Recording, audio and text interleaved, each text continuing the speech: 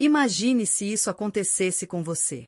É noite, daquelas em que a chuva bate na janela como se pedisse para entrar, e você está sozinha em casa, mas não é o barulho da tempestade que faz seu coração gelar. É o silêncio. Aquele silêncio pesado que fica numa casa grande demais para duas pessoas que já não se olham nos olhos há meses. Você é a Helena, uma mulher inteligente, forte, que construiu uma empresa do zero ao lado do marido, Marcos. Vocês eram o casal perfeito. Ou pelo menos, era isso que todo mundo dizia. Mas naquela noite, no escritório luxuoso que vocês decoraram juntos, algo estava fora do lugar. Você está sentada na poltrona de couro dele, aquela que ele nunca deixa ninguém usar, e na sua mão não tem uma taça de vinho, nem um livro. Tem uma chave de fenda. A gaveta dele, a única que ele mantinha trancada a 7 chaves sob o pretexto de guardar documentos confidenciais da empresa, agora está aberta, arrombada pela sua curiosidade que virou desespero. E lá dentro, no fundo falso que você descobriu tateando a madeira, não havia contratos, nem joias para uma amante. Havia um celular. Um aparelho simples, descartável, daqueles que traficantes usam em filmes. E ele vibrou.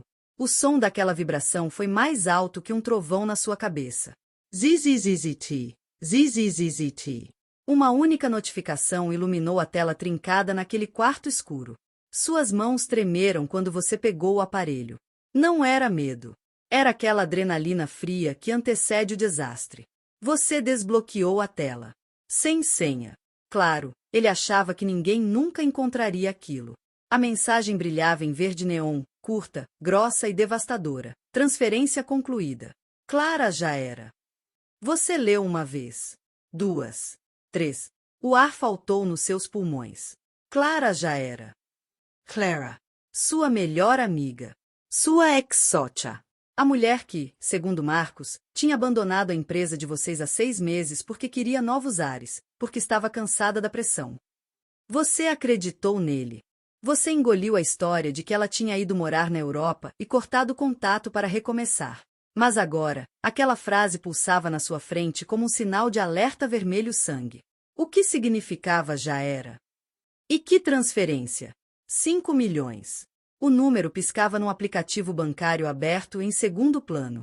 5 milhões de dólares. De repente, o som de pneus cantando na entrada da garagem te arranca do transe. É ele. Marcos chegou. O homem com quem você divide a cama, os sonhos e a conta bancária. O homem que acabou de receber uma mensagem dizendo que sua melhor amiga já era. O pânico tenta te dominar, suas mãos suam frio, você quer gritar, quer correr, quer vomitar. Mas você é Helena. Você não construiu um império sendo fraca. Em segundos, sua mente de estrategista assume o controle. Você joga o celular de volta no fundo falso, fecha a gaveta, esconde a chave de fenda no bolso do hobby de seda e apaga a luz do escritório. Quando a porta da frente se abre lá embaixo, você já está no corredor, o coração batendo na garganta, mas o rosto é uma máscara de porcelana. Amor? É você? Sua voz sai firme, talvez firme demais. Marcos responde lá de baixo, com aquele tom cansado e carinhoso que ele sempre usou para te manipular. Sou eu, querida. Desculpe a demora, o trânsito estava infernal. Ele sobe as escadas. Cada passo dele é como uma contagem regressiva. Ele te beija na testa, cheirando a chuva e a perfume caro, e sorri. Aquele sorriso que um dia te derreteu, agora te dá náuseas. Ele não sabe que você sabe. E essa é a sua única vantagem.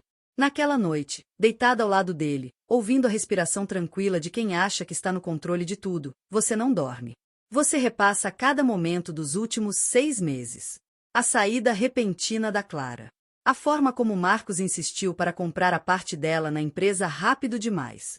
As viagens de negócios que ele começou a fazer com mais frequência. As senhas que mudaram. O jeito como ele ficava nervoso sempre que você mencionava o nome dela. Tudo se encaixava num quebra-cabeça macabro. Clara já era. A frase ecoava na sua mente. Será que ela estava morta? Ou será que ele a destruiu de outra forma? Você sente uma lágrima escorrer pelo canto do olho, quente e solitária. Mas você a seca antes que chegue ao travesseiro. Não há tempo para choro. Se Marcos fez algo com Clara, se ele roubou 5 milhões da empresa que vocês construíram, ele não é apenas um marido traidor. Ele é um monstro. E você está dormindo na toca do lobo. Mas o lobo não sabe que a ovelha acordou. E que a ovelha tem dentes. O dia seguinte amanhece cinzento, combinando com seu estado de espírito. Você desce para o café da manhã como se nada tivesse acontecido. Marcos já está à mesa, lendo notícias no tablet, impecável no terno italiano. Dormiu bem, meu anjo? Ele pergunta sem tirar os olhos da tela. Como uma pedra, você mente, servindo café preto e amargo. Você o observa. Procura algum sinal de culpa, algum tique nervoso. Nada. Ele é um sociopata funcional ou um ator digno de Oscar. Vou precisar ficar até mais tarde hoje, ele diz, casualmente. Reunião com investidores novos. Aquele projeto de expansão, sabe? Você sabe. Sabe que não existe projeto de expansão. Sabe que ele está mentindo. Tudo bem, você responde, levando a xícara aos lábios para esconder o tremor leve no canto da boca. Eu também tenho um dia cheio. Vou almoçar fora. Ele sorri, satisfeito com sua docilidade. Mal sabe ele que o seu almoço é com a única pessoa que pode te ajudar a desvendar esse nó cego, o antigo advogado da Clara, o homem que Marcos demitiu logo depois que ela foi embora. Assim que ele sai, a casa volta a ficar silenciosa, mas agora o silêncio não é mais opressor. É tático. Você corre para o escritório. Precisa do celular de novo. Precisa de provas. Com as mãos mais firmes dessa vez, você abre a gaveta. O celular está lá. Mas agora, tem mais mensagens. E elas são piores. Muito piores. O corpo foi encontrado? Preciso de confirmação. Enviada por um número desconhecido. A resposta do Marcos, enviada enquanto ele tomava café na sua frente, ainda não. Mantenha a calma. Ninguém liga para ela. O mundo gira. O chão desaparece. Não é só roubo. É algo muito mais sombrio. Clara não já era no sentido figurado. O medo gela seu sangue, mas a raiva, a raiva te incendeia. Ninguém liga para ela. Ele disse isso sobre a mulher que foi madrinha do casamento de vocês. Sobre a mulher que te ajudou a escolher o vestido de noiva. Ele acha que ninguém liga. Ele acha que ela é descartável. Ele acha que você é descartável. Ele está errado. Você pega o seu próprio celular. Suas mãos voam sobre o teclado. Você digita o nome do advogado. Chama. Uma vez. Duas. Três. Alô? A voz grave atende. Doutor Ribeiro, aqui é a Helena. Precisamos conversar. Agora. E não pode ser por telefone. O tom da sua voz deve ter passado a gravidade da situação, porque ele não questiona. Me encontre no café do centro em 20 minutos. Você desliga. Olha para o escritório ao redor. Para as fotos de vocês dois felizes nas viagens, para os prêmios na estante. Tudo mentira. Tudo construído sobre um pântano de segredos. Você sente vontade de quebrar tudo, de rasgar as fotos, de gritar até ficar rouca. Mas você se segura. A Helena emotiva morreu naquela madrugada. Quem está ali agora é a Helena Vingadora. E ela tem um plano. Você sai de casa batendo a porta, decidida a descobrir o que realmente aconteceu com Clara, custe o que custar. E se Marcos acha que pode te enganar com sorrisos e ternos caros, ele está prestes a descobrir que subestimou a única pessoa capaz de destruí-lo, a esposa que ele acha que controla. A guerra começou. E o primeiro campo de batalha é aquele café no centro da cidade. Você estaciona o carro a 2 quadras do café, as mãos ainda trêmulas no volante. O céu está desabando em chuva, mas você nem sente a água gelada molhando seu cabelo enquanto corre pela calçada.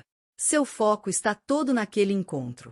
Quando entra no café, o sino da porta toca, anunciando sua chegada como num filme noir barato, mas ninguém olha. Melhor assim. Doutor Ribeiro está numa mesa de canto, longe da vitrine, o rosto iluminado apenas pela luz fraca do abajur na mesa. Ele parece mais velho do que você se lembrava. O rosto está cansado, olheiras profundas marcando os olhos que sempre foram tão vivos e astutos. Ele não se levanta para te cumprimentar. Apenas acena com a cabeça, indicando a cadeira vazia à sua frente. Helena, ele diz, e o som do seu nome na boca dele carrega um peso que você não estava preparada para sentir. Eu achei que você nunca me procuraria. Eu achei que nunca precisaria, você responde, sentando-se e dispensando o garçom com um gesto rápido. Mas o Marcos, ele não é quem eu pensava que era, Ribeiro. E a Clara, eu preciso saber da Clara. O advogado suspira, passa a mão pelo rosto como se tentasse limpar uma memória ruim. Ele tira um envelope pardo de dentro da pasta de couro puído que está sobre a mesa, mas não te entrega. Ele segura o envelope com as duas mãos, protegendo. O que você sabe, Helena? O que você realmente sabe? Ele pergunta, e o olhar dele é incisivo. Eu sei da transferência, você diz, baixando o tom de voz para um sussurro conspiratório. 5 milhões. Sei que ele desviou do fundo da empresa. E sei que ele disse que ela já era.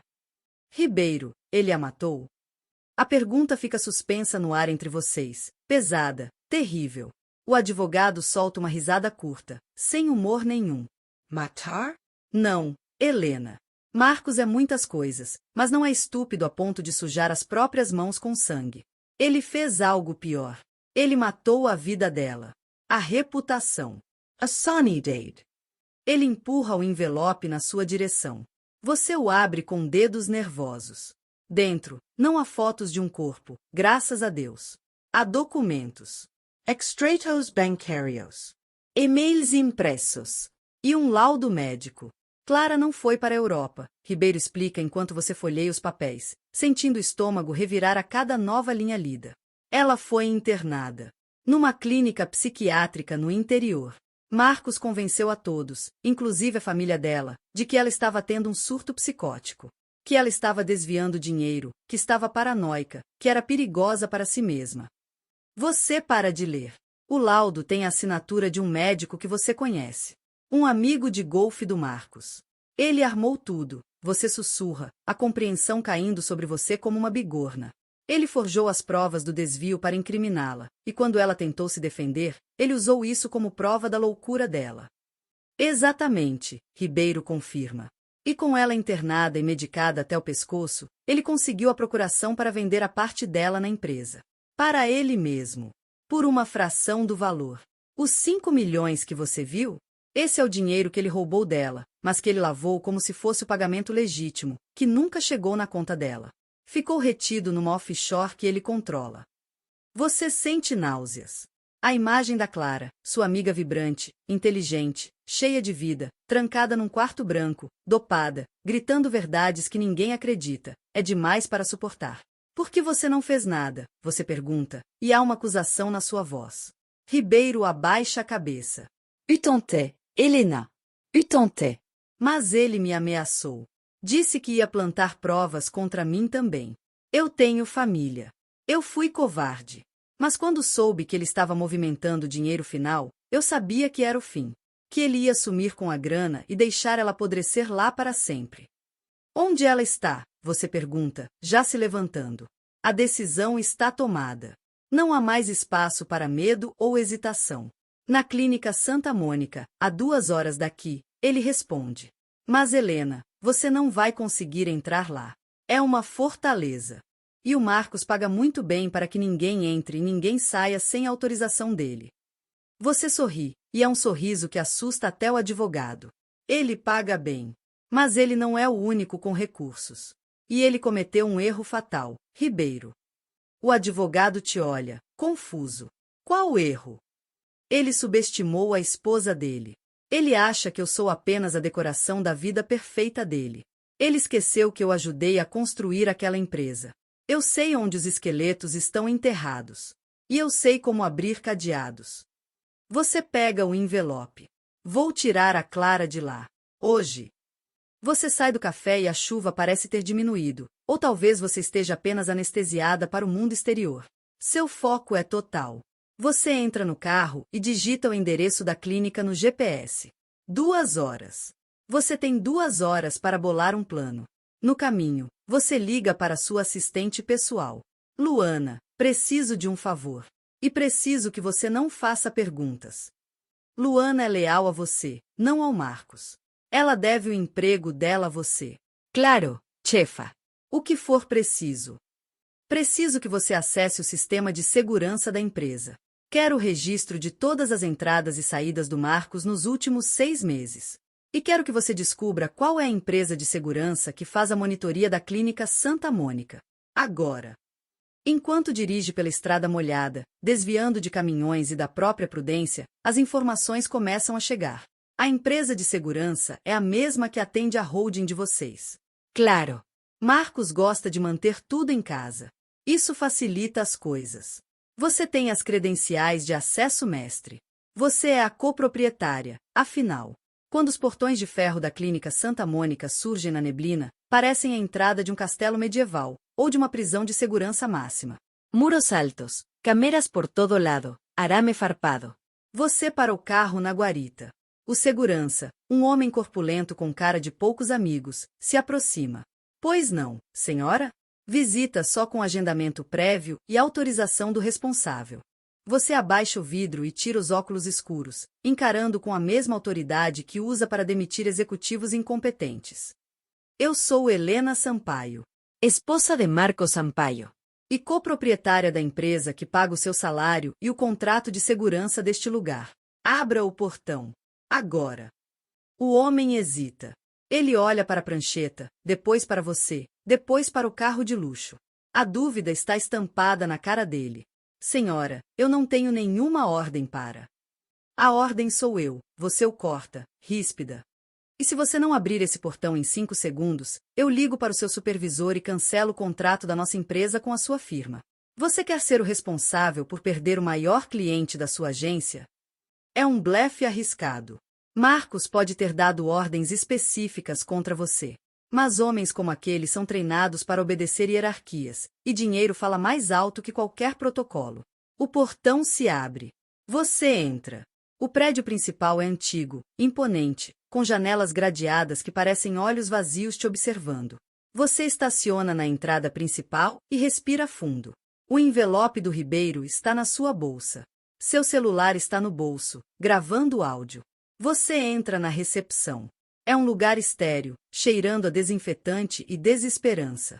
A recepcionista levanta os olhos, surpresa. Antes que ela possa falar, você já está exigindo ver o diretor.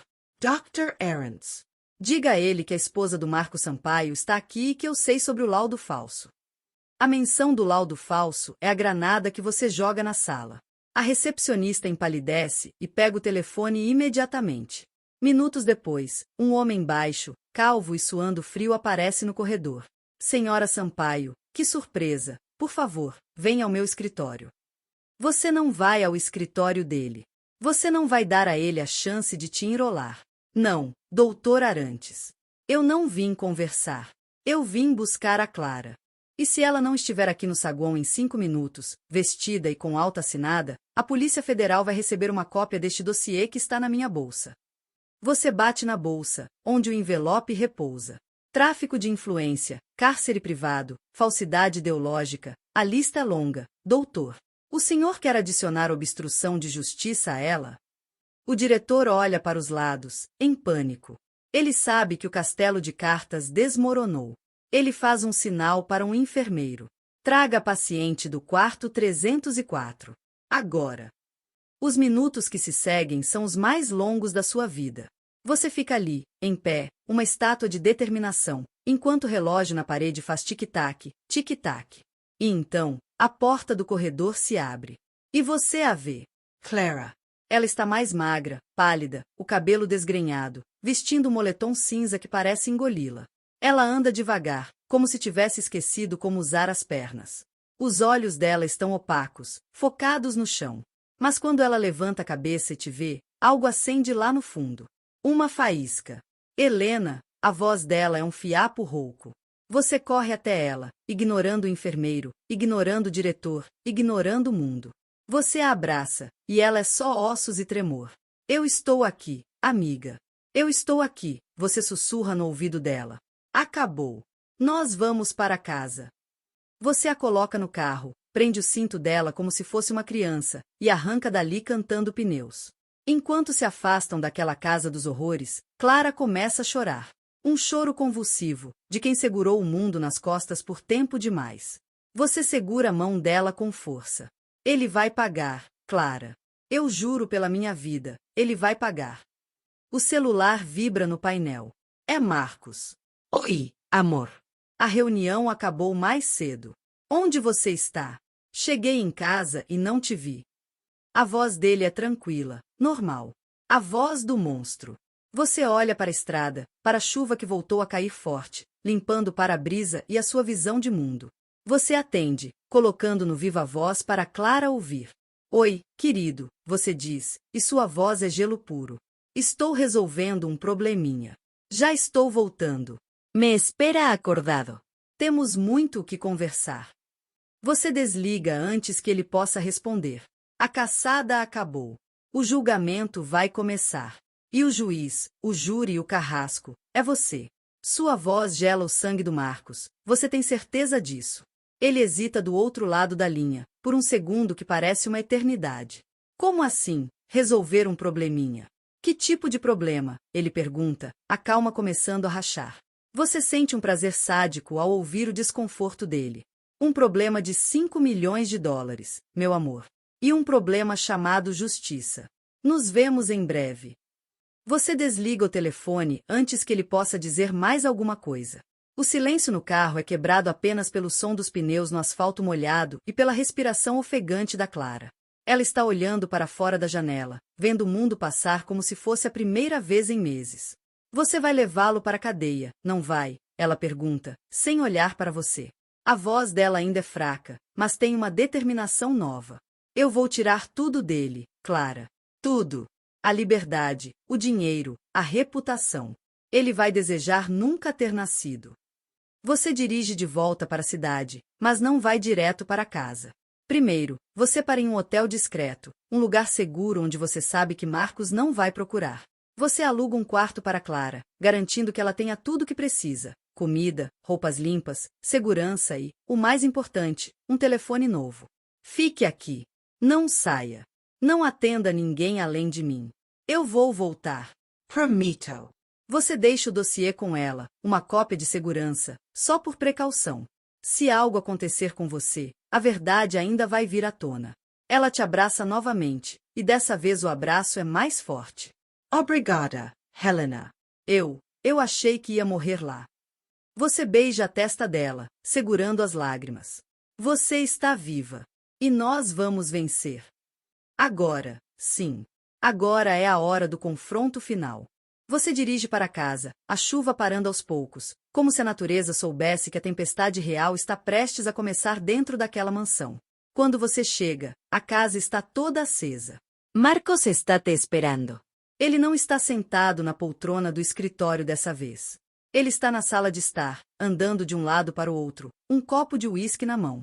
Assim que você entra, ele para e te encara. O rosto dele está vermelho, os olhos injetados. Onde você estava? Que palhaçada é essa de problema de 5 milhões? Você está bêbada? Ele tenta partir para a ofensiva, usar a tática de sempre, fazer você se sentir a louca, a irracional. Mas hoje não. Hoje a armadura dele não funciona. Você joga a bolsa no sofá com desprezo e cruza os braços, encarando com a frieza de um carrasco. Não estou bêbada, Marcos. Estou lúcida.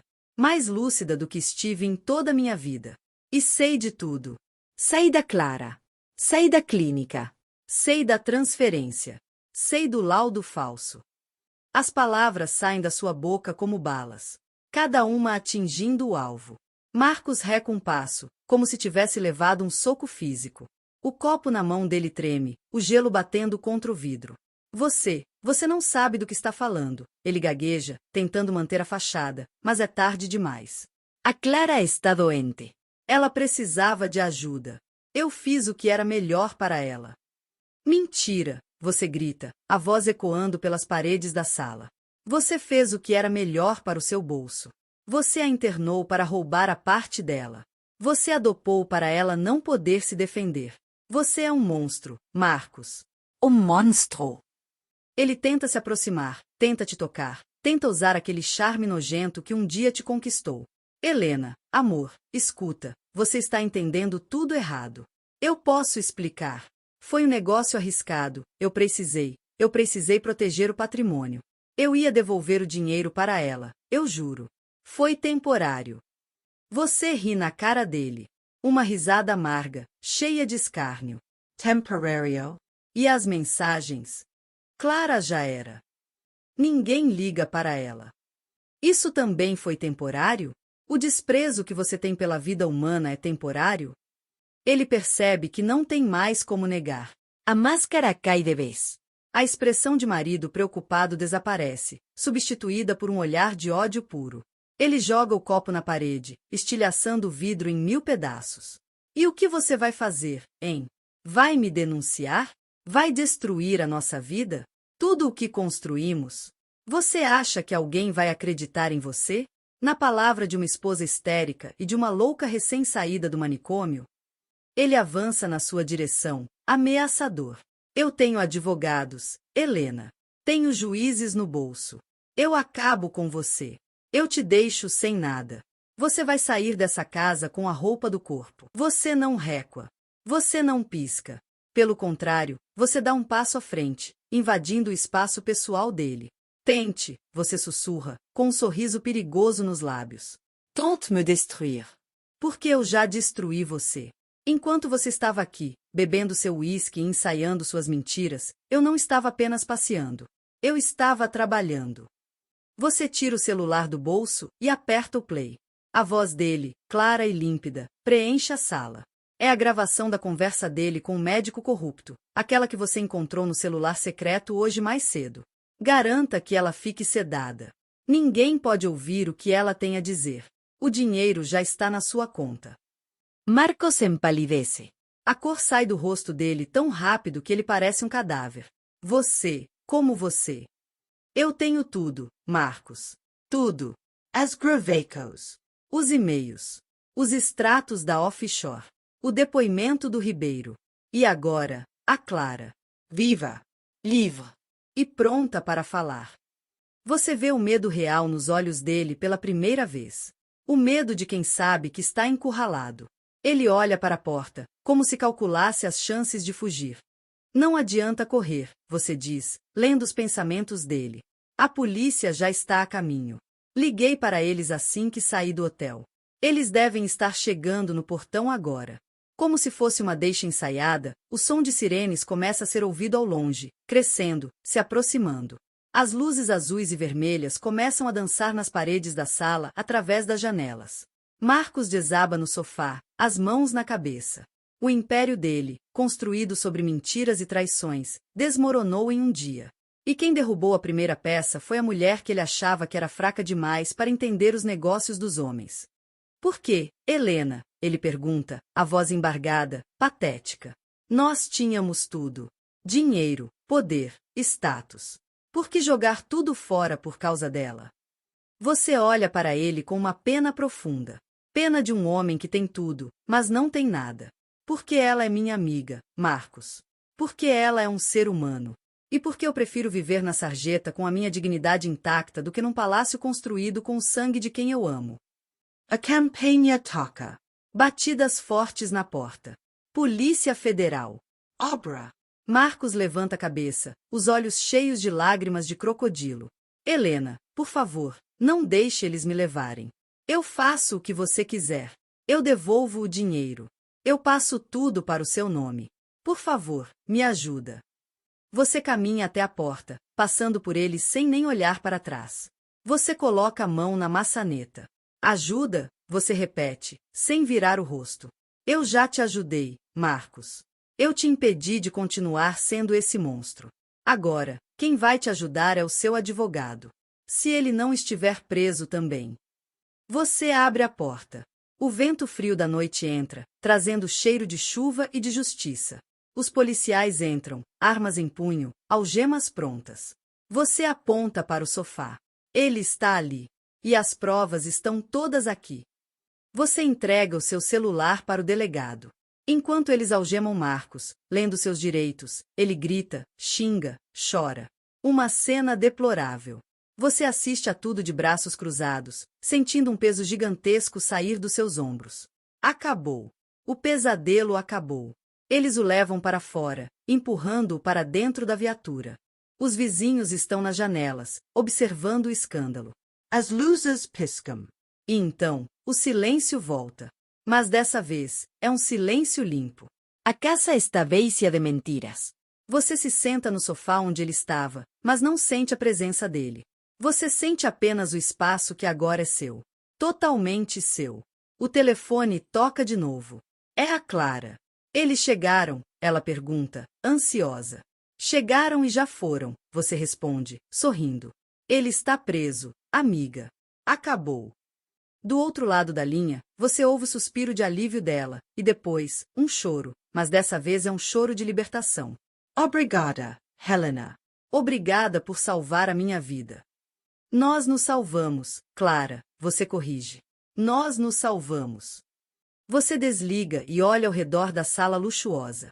Amanhã será um novo dia. Haverá advogados, imprensa, escândalo. A empresa vai balançar. Os investidores vão fugir. Mas você não se importa. Você tem a verdade.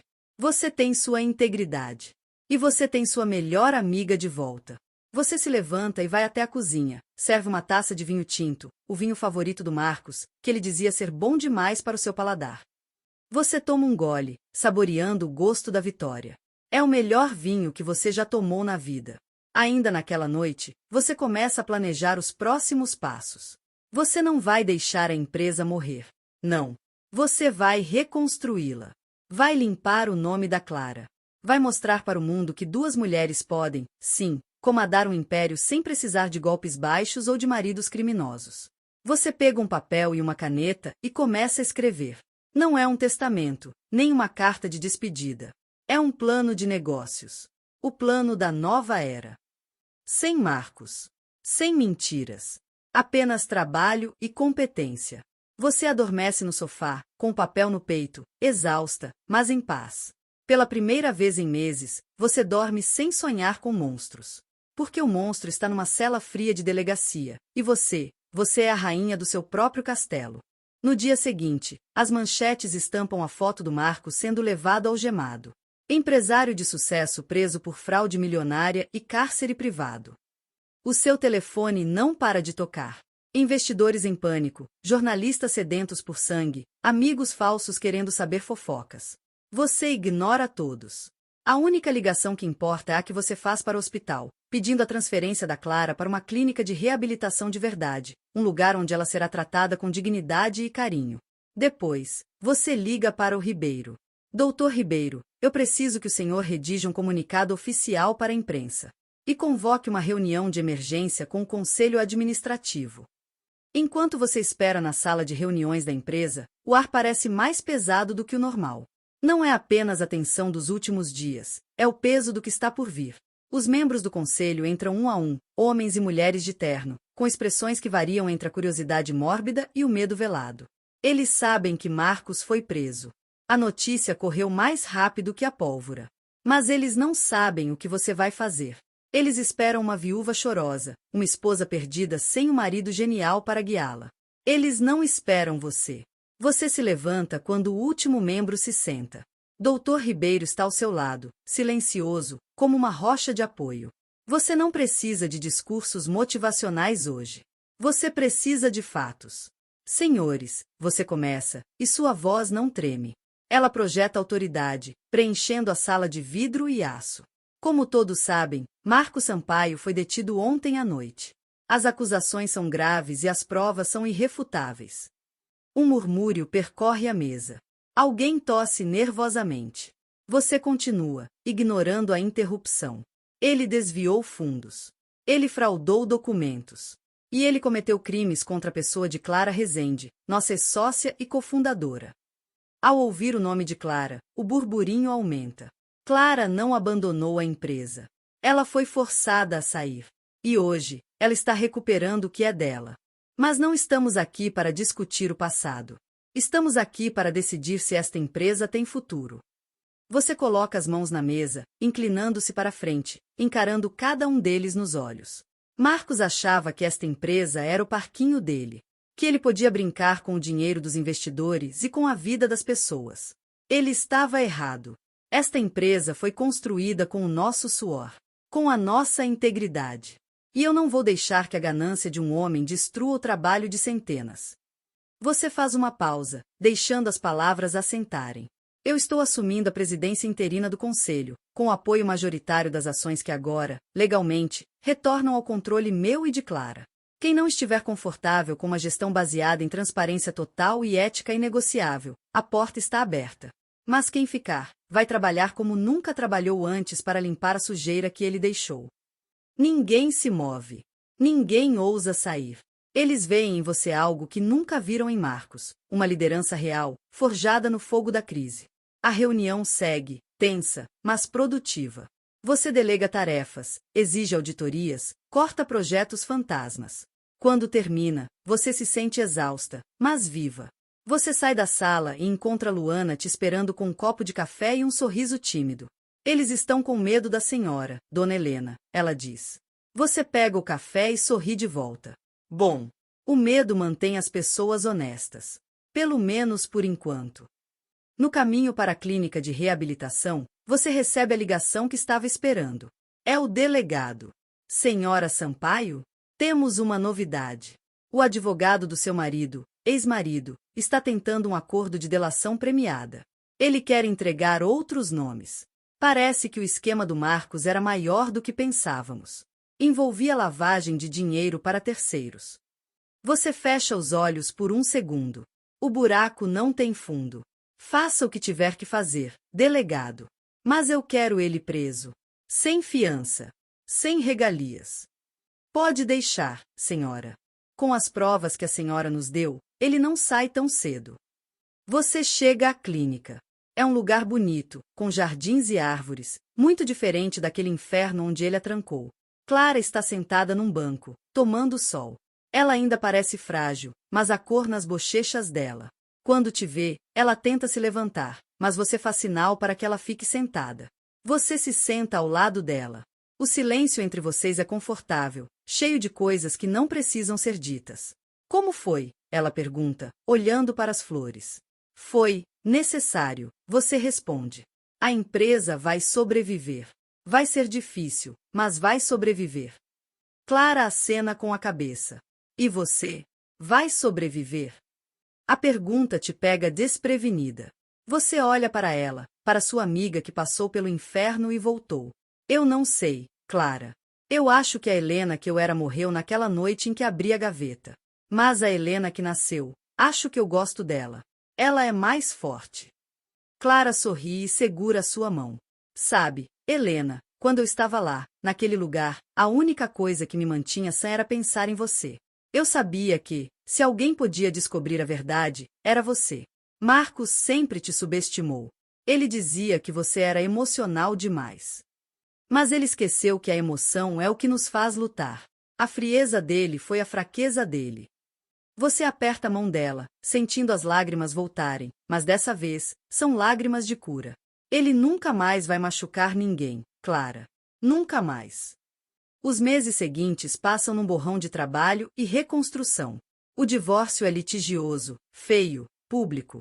Marcos tenta de tudo: difamação, chantagem emocional, recursos intermináveis. Mas a cada ataque dele, você responde com documentos, com fatos, com a verdade. A imprensa, que no início buscava escândalo, começa a mudar a narrativa. Você vira o símbolo da mulher que derrubou o próprio marido corrupto. Não é o título que você queria, mas é o que você tem. E você o usa. Você dá entrevistas, não para falar da sua vida pessoal, mas para falar sobre violência patrimonial, sobre gaslighting, sobre como as mulheres precisam estar atentas aos sinais. Você transforma a sua dor em uma plataforma. E a empresa floresce. Sem os desvios de Marcos, o lucro real começa a aparecer. Os investidores que ficaram, agora te olham com respeito, não com condescendência. Clara recebe alta e volta aos poucos, assumindo a diretoria de inovação, a área que ela sempre amou. Ver ela entrar no escritório de novo, sentar na cadeira que era dela por direito, é a sua maior vitória. Muito maior do que qualquer número no balanço anual. 1 ano depois daquela noite fatídica, você está no seu escritório. O antigo escritório do Marcos foi reformado. As paredes escuras e pesadas deram lugar a janelas amplas e cores claras. Não há mais gavetas trancadas. Não há mais segredos. Você está terminando de revisar o relatório anual quando o interfone toca. Dona Helena. Tem uma entrega para a senhora. É pessoal. Você franze a testa. Pode mandar subir. Minutos depois, um estagiário entra com uma caixa pequena, embrulhada em papel pardo, sem remetente.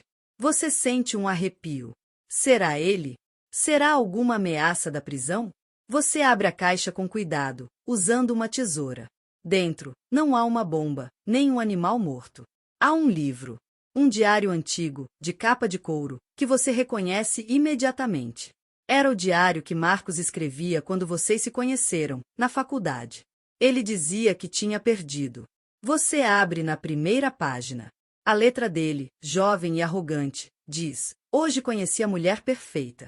Inteligente o suficiente para me desafiar, mas apaixonada o suficiente para me perdoar. Ela vai ser o meu passaporte para o sucesso. O nome dela é Helena. Você lê aquelas palavras e sente nada. Nem roivo, nem tristeza. Apenas um vazio indiferente. Ele nunca te amou. Ele te contratou para um papel. E você desempenhou esse papel até o momento em que o roteiro não serviu mais. Você fecha o diário. Poderia queimá-lo. Poderia guardá-lo como prova de que ele sempre foi um sociopata. Mas você faz algo melhor. Você o joga na lixeira de reciclagem, junto com os rascunhos de relatórios antigos e propagandas de delivery. É lixo. Apenas lixo. E lixo a gente descarta. Você pega sua bolsa e sai do escritório. Clara está te esperando no saguao. Hoje é o dia em que vocês vão lançar a fundação para ajudar mulheres vítimas de fraude financeira. O nome da fundação? Phoenix. Clichê. Talvez. Mas apropriado. Porque vocês duas viraram cinzas, e agora vocês estão voando. Enquanto você desce o elevador, você se olha no espelho.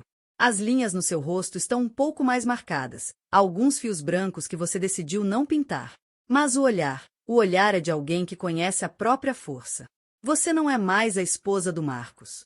Você não é mais a vítima. Você é Helena. E isso, finalmente, é o suficiente. O elevador chega ao térreo, as portas se abrem e você caminha em direção à luz do sol que inunda a recepção, pronta para o próximo capítulo da sua vida. Um capítulo que você mesmo está escrevendo, palavra por palavra, sem mentiras, sem medo e, principalmente, sem ele. A imagem de você descendo no elevador, pronta para o novo capítulo da sua vida, é apenas o começo de uma jornada que você jamais poderia ter previsto. A Fundação Fênix se torna um farol. Nos meses seguintes, a sede provisória, um escritório modesto no centro da cidade, vive lotada. Mulheres de todas as idades, de todas as classes sociais, chegam com histórias assustadoramente parecidas com a sua. Histórias de maridos que controlavam o dinheiro, que falsificavam assinaturas, que as internavam como loucas para roubar heranças ou empresas. Você ouve cada uma delas. Você segura a mão delas. E, o mais importante, você oferece a elas o que ninguém ofereceu a Clara no começo: advogados, contadores forenses e psicólogos. Você monta um exército. E esse exército está pronto para declarar guerra ao sistema que permite que homens como Marcos prosperem. Mas a sua vitória pessoal e o sucesso da fundação não passam despercebidos. Marcos, mesmo da cadeia, ainda tenta manobrar as peças do tabuleiro. Ele usa o pouco dinheiro que conseguiu esconder para pagar advogados caríssimos, que bombardeiam a imprensa com notas plantadas, tentando manchar a sua reputação e a da empresa. Helena Sampaio, a viúva negra dos negócios, diz uma manchete sensacionalista num blog financiado por laranjas. Será que o golpe foi dela? Questiona outro. Você lê essas coisas, e no começo, a raiva borbulha no seu estômago. Você quer processar, quer gritar, quer rebater ponto a ponto. Mas Clara, agora recuperada e brilhante como sempre, te segura. Não dê palco para o palhaço, Helena, ela diz, rasgando o jornal na sua frente. O circo dele está pegando fogo. Ele só quer te arrastar para dentro das chamas. Deixe-o queimar sozinho. Você segue o conselho dela. Você foca no trabalho. A Sampaio e Rezende, sim, você mudou o nome da empresa, tirando Sampaio do Marcos e colocando o seu e o de Clara lado a lado. Começa a bater recordes de faturamento. O mercado, que no início torceu o nariz para uma gestão feminina e emotiva, agora se curva diante dos resultados. Vocês lançam produtos inovadores, fecham parcerias internacionais e, o mais importante, criam uma cultura corporativa onde a transparência é a regra de ouro. Ninguém tem medo de falar. Ninguém tem medo de denunciar erros. É uma revolução silenciosa no mundo corporativo, e você é a general que comanda tudo do seu escritório envidraçado. No entanto, a paz é uma ilusão frágil. Numa tarde de terça-feira, você recebe uma visita inesperada. É o Dr. Ribeiro. Ele entra no seu escritório sem bater, o rosto pálido como cera. O que houve, Ribeiro? Parece que viu um fantasma, você brinca, mas o sorriso morre nos seus lábios quando vê a expressão dele. Pior, Helena. O habeas corpus do Marcos foi aceito. O mundo para. O som do ar-condicionado parece ensurdecedor. Como assim? As provas, o flagrante, a delação. Você gagueja, sentindo o chão se abrir. Houve um erro processual. Um detalhe técnico na coleta de uma das provas digitais. O advogado dele conseguiu anular parte do inquérito. Ele vai responder em liberdade, Helena. Ele sai hoje à noite. O medo, aquele medo gelado que você sentiu na noite da tempestade, volta com força total. Ele vai sair. O homem que tentou destruir a vida da sua melhor amiga, que te enganou por anos, que te ameaçou, ele vai estar solto nas ruas. O que a gente faz? Clara pergunta, entrando na sala. Ela ouviu tudo. Ela não está tremendo, mas seus punhos estão cerrados, os nós dos dedos brancos. Nós lutamos, você responde, a voz endurecendo. Se a justiça dos homens falhou, nós vamos criar a nossa própria segurança. Ribeiro, dobre a equipe de segurança. Quero guardas armados aqui, na minha casa, na casa da Clara e na sede da fundação. E quero que você entre com todos os recursos possíveis para revogar essa decisão. Agora. Você passa a noite em claro, monitorando as câmeras de segurança da sua casa pelo celular. Cada sombra no jardim parece ser ele. Cada barulho na rua faz seu coração disparar.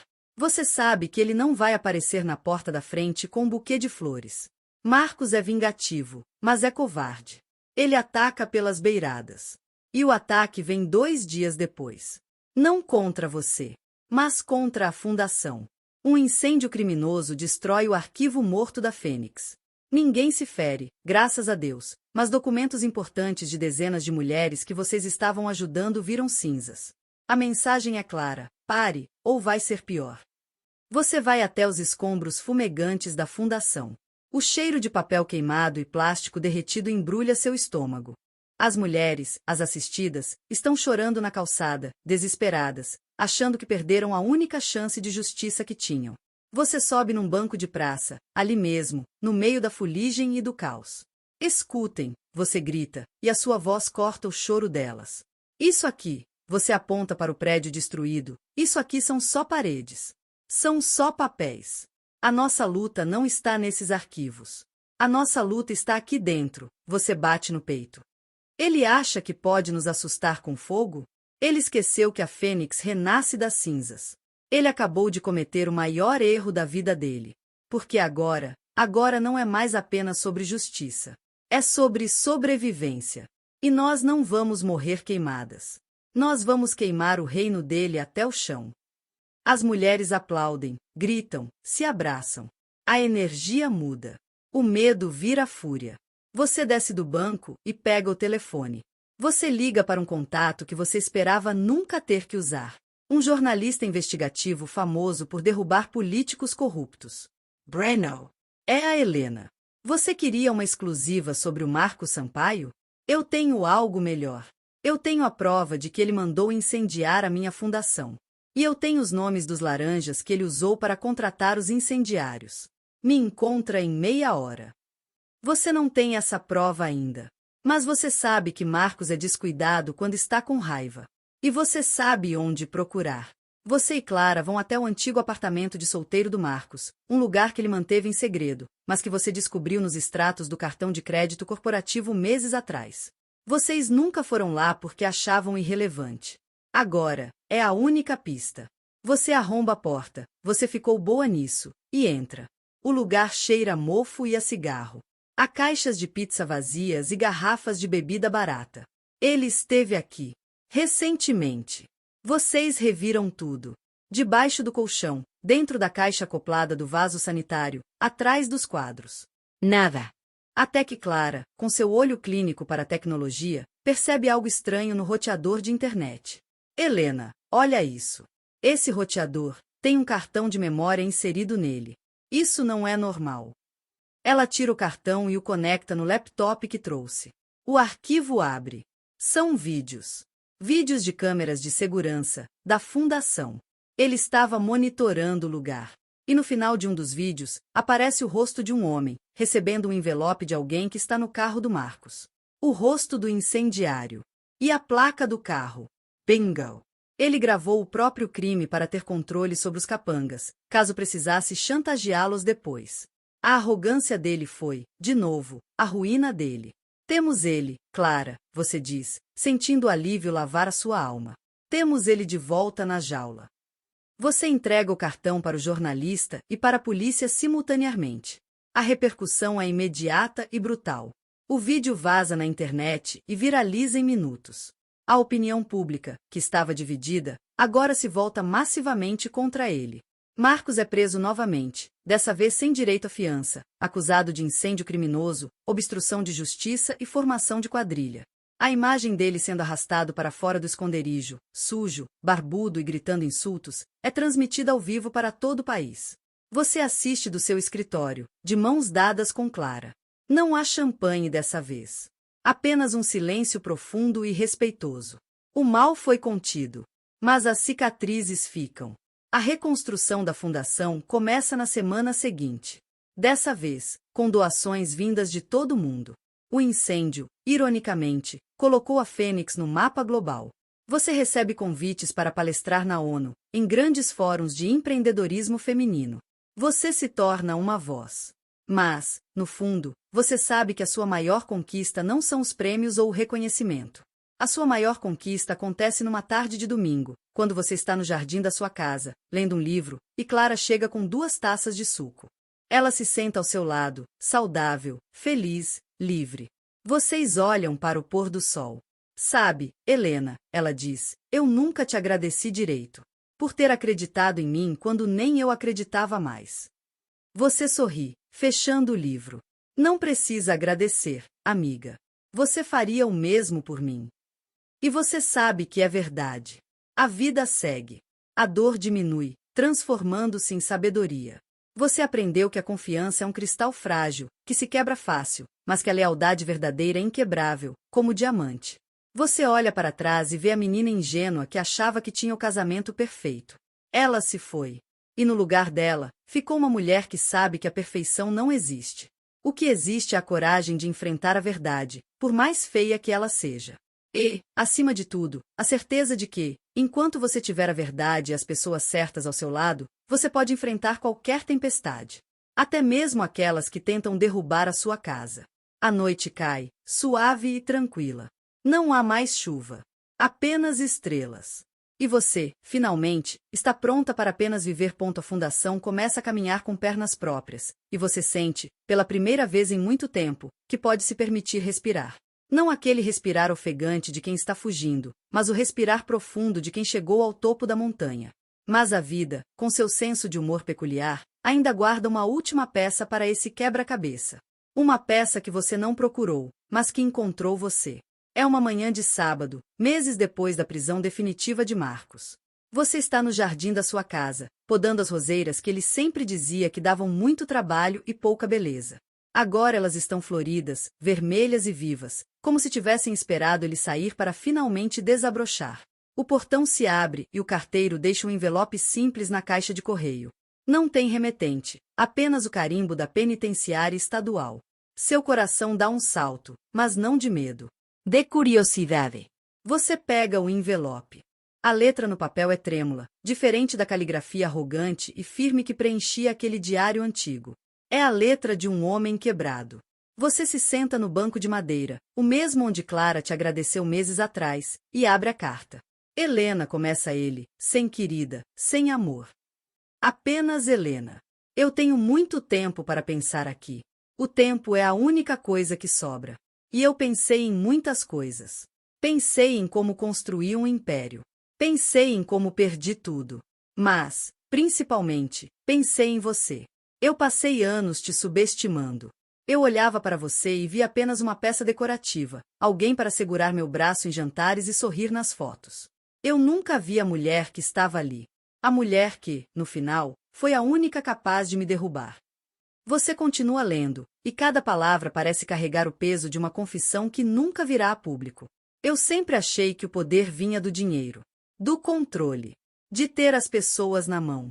Mas vendo você na TV, falando sobre a fundação, vendo como você reergueu a empresa, eu percebi que eu estava errado. O poder real vem de algo que eu nunca tive: coragem. A coragem de ser verdadeiro. Eu construí um castelo de mentiras e me tranquei dentro dele. Você construiu uma fortaleza de verdade e abriu as portas para o mundo. Eu perdi, Helena. Não porque você foi mais esperta ou mais rápida. Eu perdi porque você foi mais humana. E isso é algo que nenhum advogado, nenhum dinheiro, nenhum golpe pode comprar. A carta termina de um jeito seco. Não espero perdão. Não mereço perdão. Só queria que você soubesse que, no final das contas, a única coisa real que eu tive na vida foi você. E eu fui burro o suficiente para jogar fora. Arias. Marcos. Você dobra o papel lentamente. Não há lágrimas. Não há raiva. Há apenas um fechamento. O último prego no caixão do passado. Você se levanta e caminha até a lareira externa, onde costumavam fazer fogueiras nas noites frias. Você acende um fósforo. A chama pega no papel, consumindo as palavras, transformando a única coisa real dele em cinzas que o vento leva para longe. É poético. É final. Você entra em casa e o telefone toca. É Clara. Helena. Você não vai acreditar. Lembra daquele projeto de expansão para a Europa que o Marcos mentiu que existia? Um grupo de investidores de Portugal viu nossa apresentação da nova gestão e quer financiar. De verdade, dessa vez. Eles querem marcar uma reunião em Lisboa na semana que vem. A voz dela é pura excitação. Você sorri, sentindo a ironia do destino. O que era uma mentira para encobrir um roubo, agora vai virar realidade através do trabalho honesto. Isso é incrível, Clara. Prepare as malas. Nós vamos para Lisboa. A viagem para Portugal é mais do que negócios. É a celebração da nova vida. Você e Clara caminham pelas ruas de pedra de Lisboa, sentindo o vento do Tejo no rosto, rindo alto como não riam há anos. Na reunião com os investidores, vocês não são as esposas de... Vocês são as sócias. As donas. As visionárias. Vocês apresentam os números, os planos, a visão de futuro da Sampaio e Rezende. E quando terminam, não há condescendência nos olhares deles. Há respeito. Eles apertam suas mãos, assinam os contratos e brindam ao sucesso da parceria. Naquela noite, num restaurante com vista para o castelo, você olha para Clara e levanta sua taça. Aos novos começos, você diz. E aos velhos finais, ela completa, batendo o copo no seu. De volta ao Brasil, a vida entra numa rotina doce. A fundação cresce, ajudando centenas de mulheres a se libertarem de relacionamentos abusivos e fraudes patrimoniais. A empresa se consolida como líder de mercado. E você finalmente se reencontra. Você volta a pintar, um hobby que tinha abandonado quando casou porque Marcos dizia que sujava a casa. Você viaja sozinha nos finais de semana. Você redescobre quem é Helena sem o sobrenome, sem o título, sem o peso. E você descobre que ela é uma mulher fascinante. Numa tarde tranquila, você recebe um convite para dar uma palestra no encerramento de um congresso sobre liderança feminina. O auditório está lotado. Milhares de olhos focados em você. Quando sobe ao palco, o silêncio é absoluto. Você ajeita o microfone e olha para a plateia. Você vê rostos jovens, rostos maduros, rostos marcados pela vida. E você sabe exatamente o que dizer. Você não fala sobre números, nem sobre estratégias de mercado. Você fala sobre a chave de fenda. Sobre a gaveta trancada. Sobre a noite da tempestade. Você conta sua história, nua e crua. Muitas vezes, você diz, sua voz ecoando no grande salão, nós achamos que a traição é o fim. Que descobrir que a pessoa que amamos é um monstro vai nos destruir. E, por um momento, destrói mesmo. Mas é nessa destruição que encontramos os tijolos para construir algo novo. Algo nosso. A dor não é uma sentença de morte. É um convite para renascer. Você vê mulheres chorando na plateia. Você vê cabeças balançando em concordância. Não tenham medo de abrir as gavetas trancadas das suas vidas. Você continua. Não tenham medo do que vão encontrar lá dentro. Porque a verdade, por mais terrível que seja, é a única coisa que liberta. Eu perdi um marido, perdi uma ilusão, perdi a inocência. Mas ganhei a mim mesma. E essa troca valeu cada lágrima. Quando você termina, o aplauso é ensurdecedor. As pessoas se levantam. Não é apenas por educação. É por identificação. Você desce do palco e é cercada. Abraços, agradecimentos, histórias compartilhadas. Ali, no meio daquela multidão, você sente a presença de algo maior. Um propósito. A dor do passado não foi em vão. Ela serviu para iluminar o caminho de outras pessoas. E isso dá um sentido a tudo. Ao sair do evento, já é noite. O céu está limpo, estrelado. Seu motorista abre a porta do carro, mas você pede um momento. Você olha para o céu e respira fundo o ar da noite. Você conseguiu, Helena, você sussurra para si mesma. Você sobreviveu. E não apenas sobreviveu. Você venceu.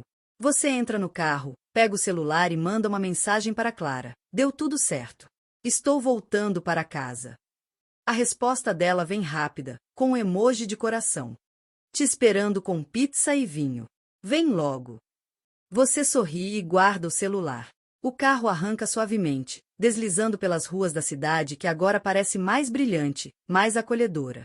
A cidade onde você, Helena, não é mais uma sombra. Você é a luz. E nada, nem ninguém, vai apagar essa luz novamente.